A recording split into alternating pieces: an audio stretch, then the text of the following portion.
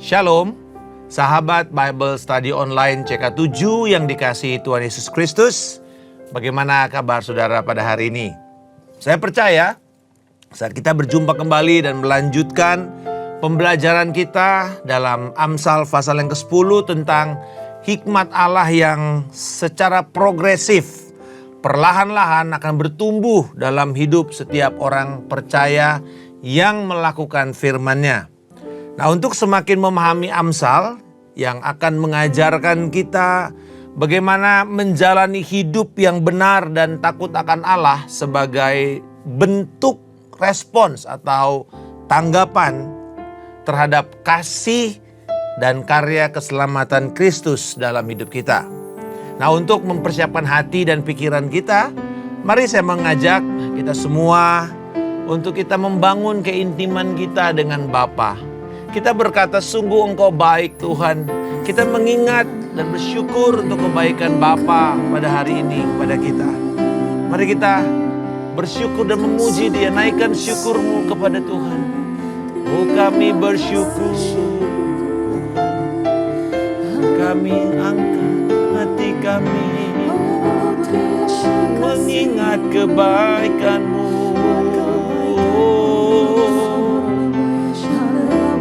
Kami bersyukur.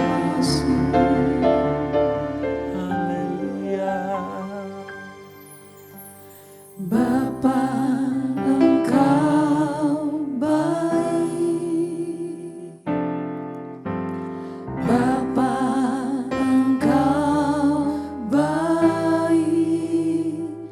Kau selalu baik kepadaku. Bapa, ku cintakan. Haleluya.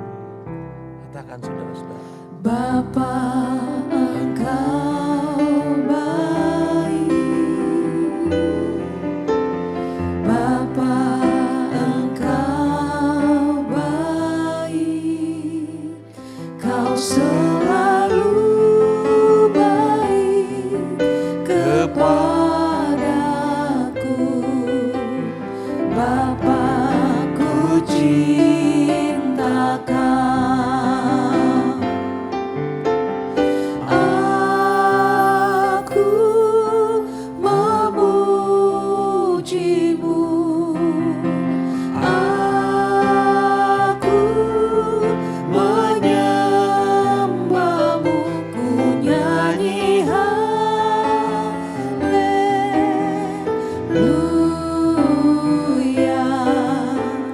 Bapa, ku cintakan. Aku memuji-Mu. Aku menyembah-Mu. Ku nyanyi haleluya.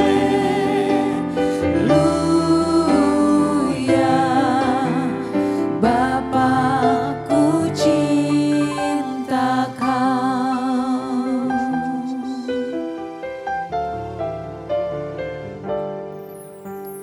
Bapa, Engkau baik.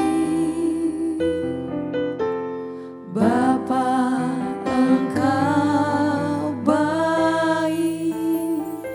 Kau selalu baik kepadaku. Bapa, ku cintakan.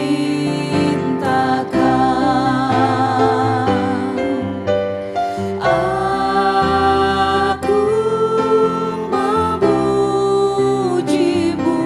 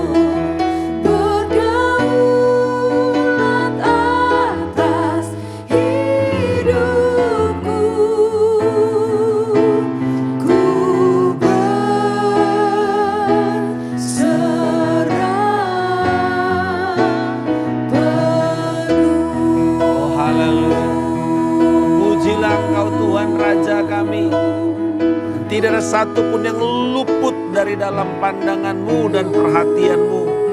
Kami hidup dalam kedaulatan Allah, berjalan di dalam penyediaan Tuhan setiap hari. Bahkan hari ini kami percaya ketika kami menyerahkan hidup kami kepada Engkau, sumber hikmat kami dan hikmat Allah itu sendiri. Kami percaya bahwa hidup kami akan memuliakan Engkau.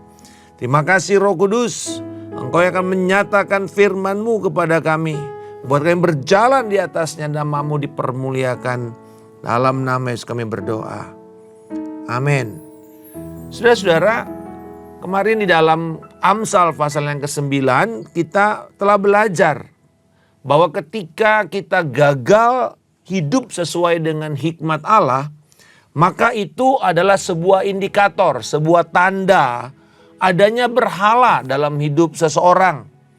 Yaitu berhala yang kita sembah, yang kita lebih utamakan daripada Tuhan ataupun firman-Nya. Yang lebih kita utamakan, yang lebih kita sembah daripada Yesus Kristus. Karena iman akan menghasilkan ketaatan dan hikmat dalam hidup orang percaya. Iman kita kepada Kristus menghasilkan juga hikmat dari Kristus kepada kita. Dan kita sudah belajar bahwa di dalam hidup ini ada selalu dua pihak yang bertarung untuk merebut kasih, perhatian, dan penyembahan kita.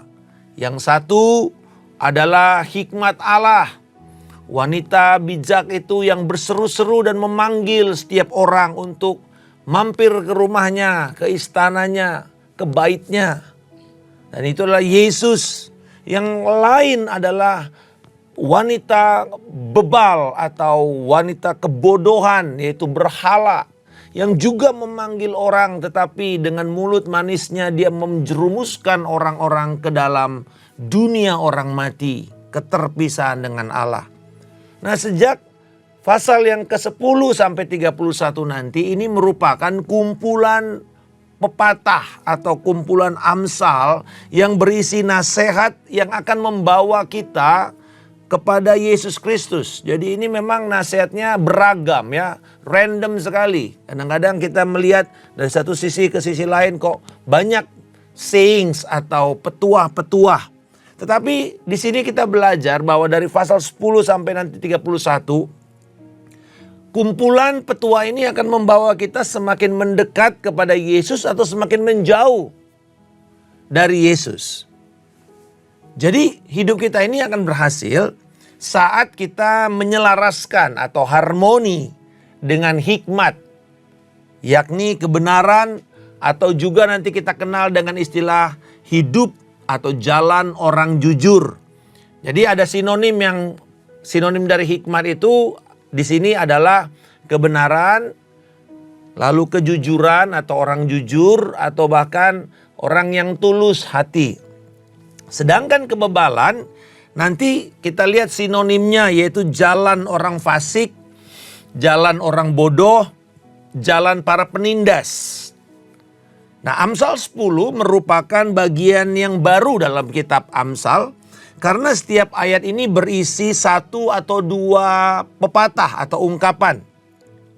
Dan kadang-kadang dia berisi pembanding atau kontras antara hikmat dengan kebebalan. Dalam kumpulan Amsal bagian pertama ini kita akan melihat 3 area hikmat yang bekerja dalam hidup manusia dan apa dampaknya, apa pengaruhnya kepada mereka yang percaya dan yang melakukan. Karena hikmat ini juga kita tahu berbicara tentang Yesus Kristus, hikmat Allah yang kekal. Maka ide dari pasal 10 ini juga bisa saya simpulkan sebagai satu kalimat ini, yaitu kalimat tesisnya, Yesus adalah hikmat Allah yang akan menghasilkan hikmat atau kebijaksanaan yang ada dalam petua-petua Amsal ini dalam hidup setiap orang percaya. Dan hikmat itu akan lahir secara progresif atau bertumbuh hari demi hari untuk menuju kepada kedewasaan iman. Nah, kita akan melihat 3 bagian. Yang pertama, Yesus menghasilkan hikmat dalam pekerjaan dan keuangan. Jadi area pekerjaan dan area keuangan dari ayat 2 sampai dengan 5. Lalu bagian kedua, Yesus menghasilkan hikmat dalam perkataan dan relasi dengan sesama. Ayatnya yang ke 6 sampai dengan 21. Lalu bagian yang ketiga, Yesus menghasilkan hikmat yang akan menuntun kepada upah atau reward bagi setiap orang, baik dalam hidup sekarang maupun hidup dalam kekekalan. Ayat yang 22 sampai dengan 32. Nah, mari kita melihat bagian pertama. Yesus menghasilkan hikmat dalam pekerjaan dan keuangan kita. Kalau kita meneliti firman ini, dimulai dari harta benda dari kefasikan tidak berguna, tetapi kebenaran menyelamatkan orang dari maut. Nah, dia mulai dengan bagaimana berbicara tentang etos kerja dan menangani keuangan kita itu sebenarnya memperlihatkan juga sikap hati kita dan siapa yang kita sembah. Dalam ayat 2 ini dikatakan harta yang diperoleh dari cara yang tidak benar itu tidak berguna. Tetapi kebenaran akan menyelamatkan hidup orang percaya dari maut atau dari bencananya.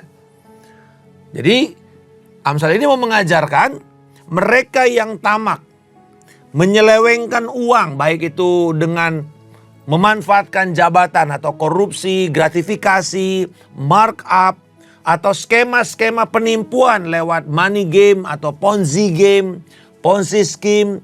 Semua ini akan membawa bencana bagi mereka.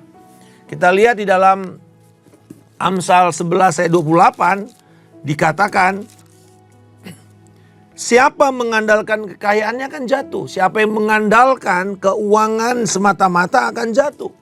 Dan kita melihat bagaimana orang-orang yang memakai cara-cara pintas dalam keuangan. Kita tahu banyak money game yang akhirnya menghancurkan kehidupan keluarga, menghancurkan kehidupan jemaat, bahkan karena satu sama lain memanfaatkan, menipu, atau bahkan menjual produk kepada orang yang tidak memerlukannya dan menguras duit mereka.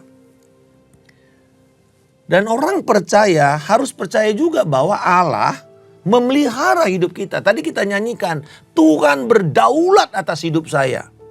Nah, di sini kita percaya bahwa sekalipun keadaan kita misalnya dalam kesulitan, tidak berarti kita berhak untuk memilih jalan pintas atau mencuri. Tidak berhak.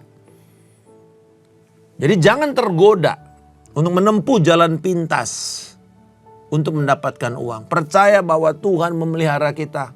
Dia memiliki jalan yang benar untuk bisa menjawab dan mengeluarkan kita dari kesulitan-kesulitan kita.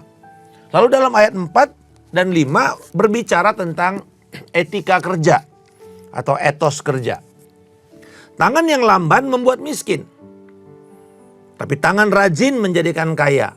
Siapa mengumpulkan di musim panas, ia anak yang berakal budi. Siapa yang tidur di musim panen, anak yang membuat malu. Kalau kita lihat di sini, pepatah ini mengajarkan 2 hal. Bahwa kemalasan menuntun kepada kemiskinan dan menjadikan orang tersebut memiliki aib atau menimbulkan rasa malu. Jadi pepatah kita itu kurang tepat ya, rajin pangkal pandai. Alkitab gak pernah bilang rajin pangkal pandai, rajin pangkal kaya. Ah, itu benar. Saudara akan melihat begitu banyak ayat-ayat tentang rajin pangkal kaya, malas pangkal kemiskinan. Apa itu kemalasan? Kadang-kadang kita berpikir malas itu cuma mager gitu ya, malas gerak, tidur seharian.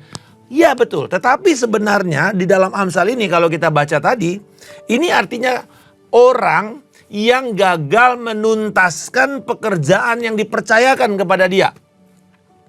Mungkin mereka mulainya dengan semangat. Wah, semangat. Mulai sesuatu yang baru gitu ya. Tapi nanti di tengah-tengah ketika keadaan sudah mulai sepertinya manden ya. Sepertinya biasa-biasa, flat, plateau, bosen, rutin. Atau mungkin di tengah-tengah keadaan itu ada tantangan. Sehingga kita bilang, aduh terlalu berat. Lalu akhirnya gagal. Lebih baik meninggalkan pertarungan, lempar handuk putih kalau dalam pertandingan tinju. Pulang, mundur dari pertempuran. Nah itu artinya orang yang tidak berhasil menyelesaikan misinya.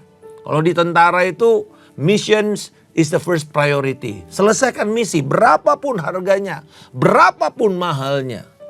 Misi menjadi utama. Nah apa yang kita kerjakan harusnya seperti itu. Kita tuntaskan. Sekarang ini mungkin bukan tantangan tetapi distraction. Misalnya kita lagi kerja nih ya. Terus bunyi WA notifications, lalu kita baca gitu. Atau mungkin dari Instagram, dari apa. Akhirnya kita lihat-lihat scroll udah 30 menit. Ya, lalu kemudian kita kerja lagi. Cek lagi nanti Xland atau Twitter. 1 jam. Habis waktunya, nggak kelar. Lalu nanti ya besok aja Pak, kita tunda pekerjaannya besok. Padahal hari itu bisa kita kerjakan. Itu sebabnya beberapa perusahaan tidak mengizinkan handphone mereka itu ada di dalam meja kerja mereka. Simpen.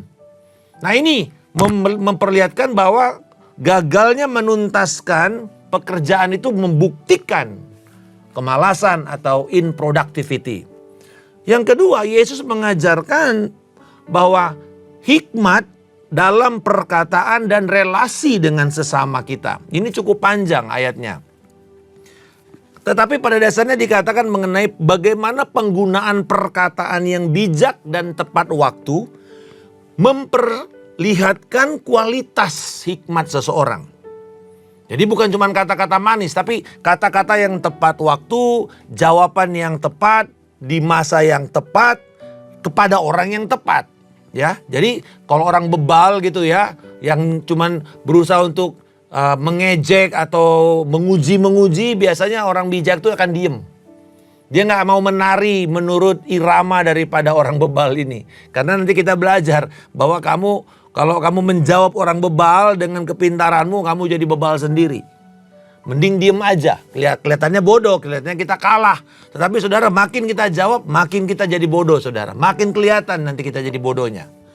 Tetapi kalau orang bijak sama orang bijak, kalau ngobrol itu akan makin dalam. Makin banyak pencerahan. Nah saudara-saudara, orang yang dikatakan di sini orang yang ceroboh perkataannya.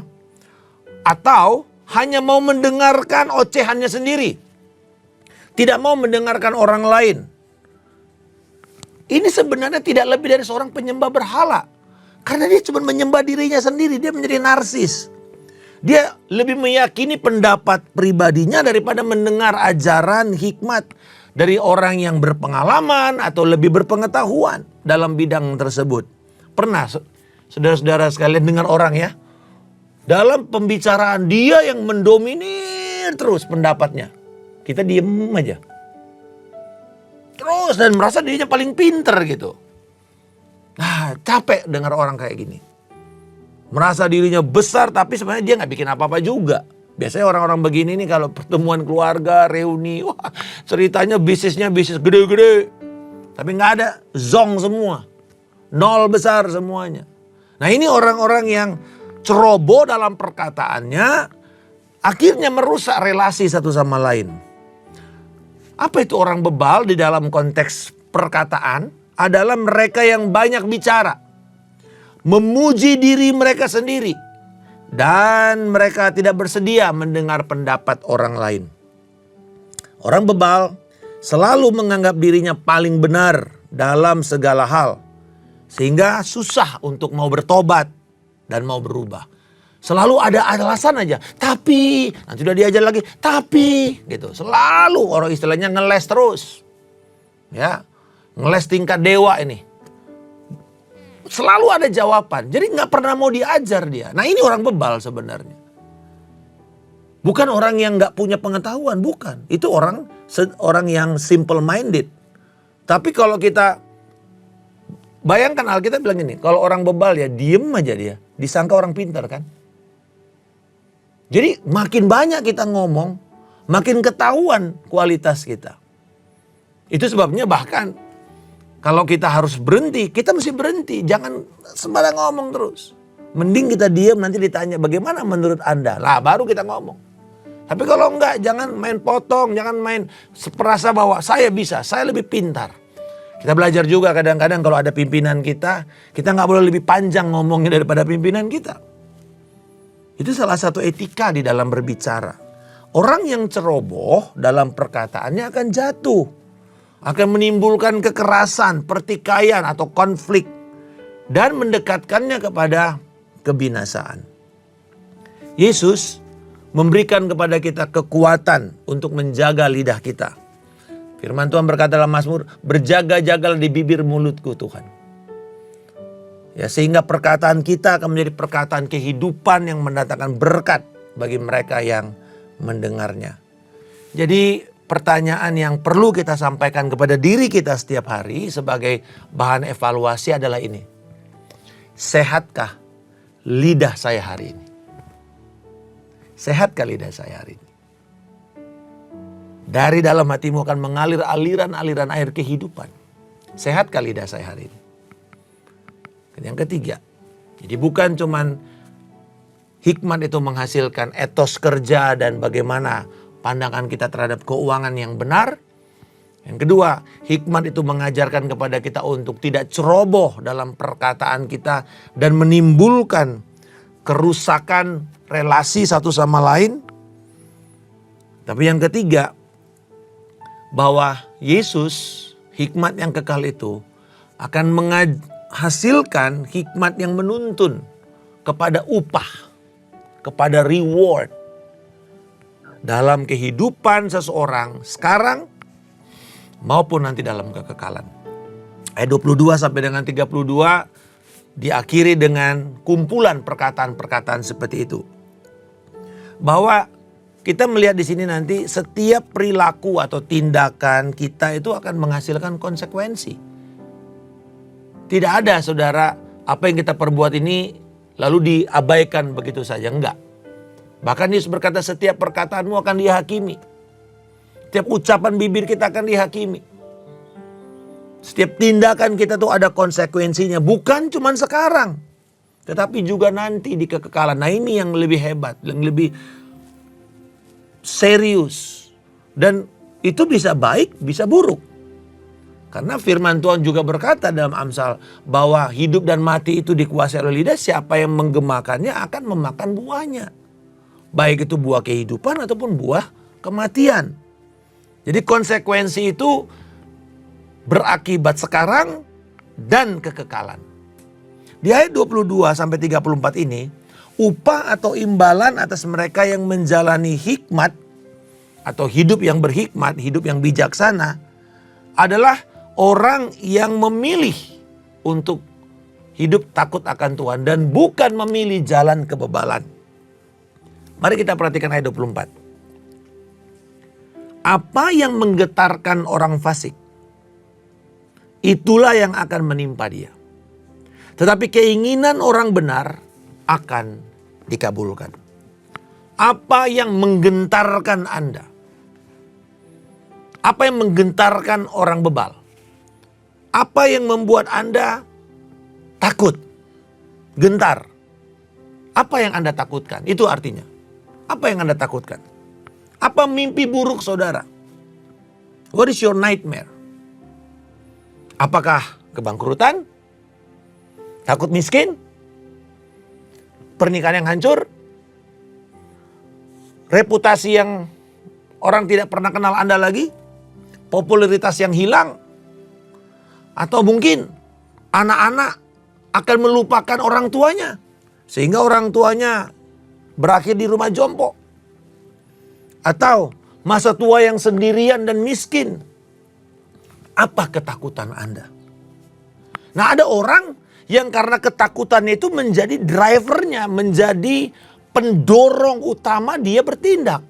Misalnya karena dia takut anak-anaknya itu meninggalkan dia, Ada satu orang ini yang memaksa anaknya untuk setor muka tiap minggu. Walaupun anaknya itu udah punya tanggung jawab juga, punya keluarga, punya mertua. Pokoknya hari Sabtu kamu mesti di sini. Satu kali nggak bisa, mamanya ngancem-ngancem mau bunuh diri. Nah, kenapa? Sederhana. Karena mamanya takut ditinggalkan. Caranya pakai apa? Pakai ancaman. Padahal harusnya. Dia bilang, saya tanya sama orang ini. Orangnya udah cukup berumur. Tapi masih punya mama. Tapi mamanya seperti itu. Apa yang dia lakukan? Dia bilang gini, Pak. Kita ini dari kecil tuh jauh dari orang tua. Sehingga ketika kita menikah, dia berusaha untuk kontrol kita. Nah saudara-saudara, sayang sekali nasib dari mamanya ini. Karena dia takut ditinggalkan sendirian. Ini yang Alkitab bilang, ketika ketakutan kita menjadi tujuan utama kita, itu jadi berhala. Ada orang takut miskin, ada orang takut popularitasnya hilang. Ini contoh artis. Artis itu paling takut popularitasnya hilang kan? Lalu apa yang terjadi ketika mulai merosot popularitas, mulai orang melupakan dia? Dia akan membuat perilaku-perilaku yang aneh. Sesuatu yang kemudian tindakan-tindakan yang mungkin baik itu baik atau buruk, tapi membuat orang kembali menjadi pembicaraan. Dan ini yang banyak dilakukan oleh agen-agen artis. Bagaimana cara membuat kita goreng kembali isunya ini kemudian jadi... Padahal mungkin isunya juga mempermalukan orang itu. Tapi demi popularitas. Saudara-saudara. Kita boleh dibicarakan kalau dibicarakan yang negatif. Sentimen negatif. Sama kan di dalam perilaku pasar uang. Pasar modal. Orang-orang itu hanya melihat apa? Sentimen positif atau sentimen negatif. Untuk membuat harga sebuah saham itu naik atau turun. Jadi orang-orang berupaya membuat sentimen-sentimen, menciptakan, makanya istilahnya digoreng. Diciptakan sentimen-sentimen positif seakan-akan bahwa hal produk ini begitu hebat. Tapi ujungnya ternyata pepesan kosong. Saudara-saudara, ini yang dilakukan oleh orang bebal. Apa yang mereka kerjakan dasarnya adalah ketakutan. Tetapi dikatakan orang benar, keinginan orang benar itu akan dikabulkan. Loh, bagaimana kalau keinginan juga sama seperti keinginan orang fasik tadi? Misalnya ingin keluarga yang bahagia, ingin keluarga yang harmonis, anak-anak yang mengasihi Tuhan, yang taat kepada Allah. Saudara-saudara, bedanya ini. Apa yang diperbuat oleh orang benar, keinginannya dia itu setelah terima Yesus, keinginan kita itu harus ditundukkan kepada firman. Semakin keinginan kita selaras dengan firman, tidak ada alasan Tuhan tidak menjawab doa kita. Karena Allah dibatasi oleh perkataannya sendiri. Dibatasi oleh janjinya sendiri. Artinya dia tidak pernah berbohong. Allah tidak pernah berdusta terhadap firman-Nya.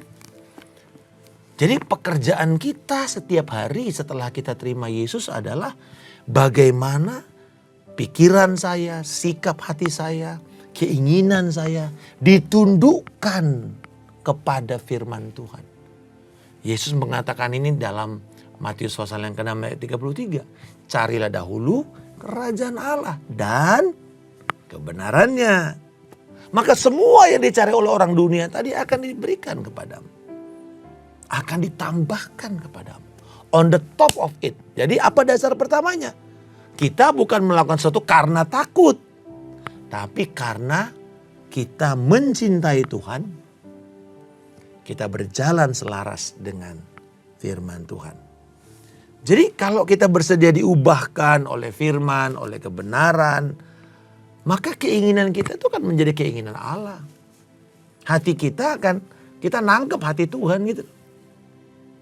Dan keinginan kita ketika selaras dengan keinginan Allah, maka keinginan dunia ini sudah tidak begitu merayu kita lagi, menggoda kita lagi. Karena kita tahu ya ini cuma sementara. Sementara yang kekal itu, yang tidak bisa binasa, yang tidak bisa hancur, yang tidak bisa rusak, yang tidak bisa dicuri, yang kekal itu, itulah yang menjadi keinginan kita yang terutama. Jadi saudara-saudara, hari ini kita punya pilihan. Apakah upah yang mau kita terima sekarang dan nanti? Jangan cuma sekarang. Ada orang yang bekerja habis-habisan hanya untuk upah yang temporer. Tapi gagal mencapai yang kekal. Tapi sekarang Amsal ini mengajarkan kepada kita hidup yang balance. Sekarang dan yang akan datang. Jadi jangan cuma juga kekekalan lalu di sini kita hidupnya gak beres. Gak bener, sembrono, males. Bukan. Sekarang dan yang kekal.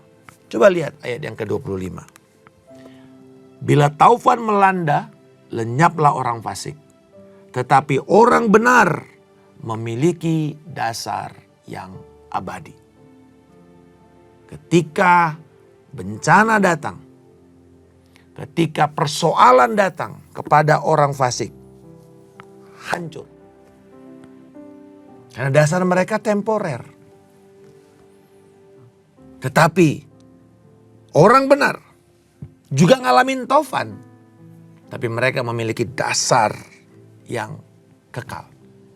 Ini mengingatkan kita akan perumpamaan Yesus. Orang yang membangun di atas batu karang. Orang yang membangun rumahnya di atas pasir. Perhatikan. Angin, badai, banjir. Dua-duanya kena kepada rumah mereka. Tapi yang satu dikatakan hancur, hebat kerusakannya yang dibangun di atas pasir. Dan dikatakan sini kepada siapa? Mereka yang mendengar dan melakukan firman Tuhan. Orang yang bijak, orang yang mendengar dan hidup di atas apa yang dia dengar dan diajarkan kepada mereka. Tuhan tidak pandang bulu. Dia memberi hujan kepada orang benar dan orang fasik. Dia memberi panas matahari kepada orang benar dan orang fasik. Tapi bagi orang fasik, kalau mereka terus-menerus membangun hidupnya di atas kebebalan, pemberontakan, berhala, ketika taufan datang, saudara perhatikan baik. Badai hanya akan membuktikan dasar dari seseorang. Badai tidak akan membuat kita menjadi kuat. Badai itu fungsinya, kalau kita baca Amsal tadi apa? Hanya membuktikan apa dasar daripada orang tersebut. Ternyata satu dasarnya tidak ada sehingga lenyap. Sementara yang kedua, taufan datang kepada orang benar. Tapi akan bertahan. Karena mereka memiliki dasar yang kekal. Kiranya kumpulan Amsal yang pertama ini dari pasal 10 mengingatkan kita Yesus yang kita sembah berdaulat akan mengajarkan kepada kita hikmat di dalam bekerja dan mengelola keuangan kita. Dalam perkataan-perkataan kita yang memberi kehidupan dan menjadi berkat kepada banyak orang. Dan yang ketiga, semua yang kita kerjakan, semua yang kita perkatakan akan kita nikmati hasilnya. Baik sekarang maupun pada kekekalannya. Kami berdoa Bapa pada saat ini. Yesus, Engkau hikmat yang kekal. Lewat firman-Mu ini kami diajar untuk sungguh-sungguh percaya bahwa jalan-jalan Tuhan adalah perlindungan bagi orang-orang yang saleh.